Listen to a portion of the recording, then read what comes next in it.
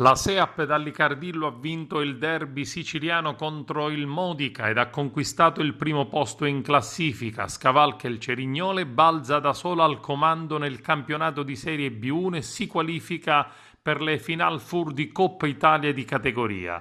È stato un sabato perfetto per la squadra del presidente Nino Di Giacomo, che ottiene il massimo risultato nella tana della formazione modicana.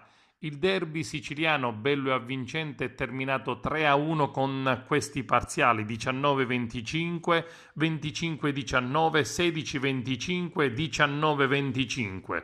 Al match ha assistito il pubblico Al match ha assistito il pubblico delle grandi occasioni, con una buona rappresentanza di tifosi aragonesi che non hanno smesso un solo secondo di incitare le biancazzurre.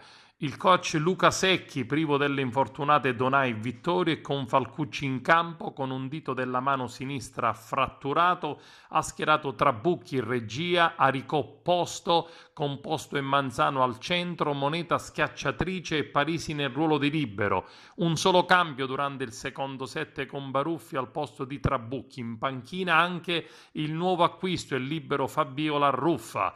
Una partita difficile e combattuta, con la squadra agrigentina che corre a vincere 7 su 7 ed infine anche con forza l'intera partita. La Seap Dallicardillo Aragona conquista con grande merito i 3 punti ed è la nuova capolista del campionato di Serie B1, girone D, con 30 punti. Adesso il campionato si ferma al termine del girone di andata. La prima giornata di ritorno è in programma il prossimo 8 febbraio, trasferta in terra abruzzese per le biancazzurre contro il Forte Connetti.it. Siamo molto contenti della vittoria su un campo difficile.